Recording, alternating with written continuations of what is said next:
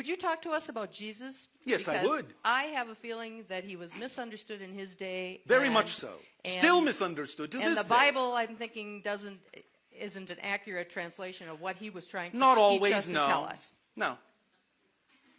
Much of what, in that sense, that individual was teaching is very similar to what you are now understanding in what you call your metaphysical age. The idea is that simply people back then couldn't understand it. But to put it in a more fundamental sense, Yeshua, or as you say, Jesus, really did not intend in any way, shape, or form to create followers. Intended to create leaders, equals. Did not intend to create Christians per se, intended to let you all know you are Christ's. That's the greatest misunderstanding of the information. Does that make sense? Yes. All right. So much of what you're understanding today is the idea that that individual was teaching.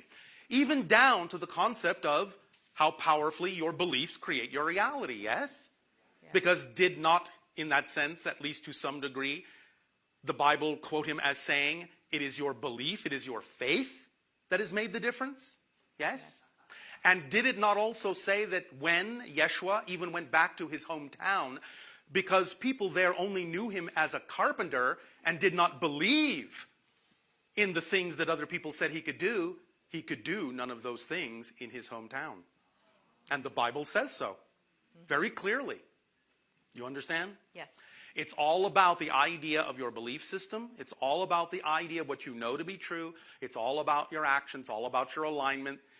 This is all that individual was saying, and that's what he meant when he said, I am the way. He meant, be this way. I'm the example. I'm the way.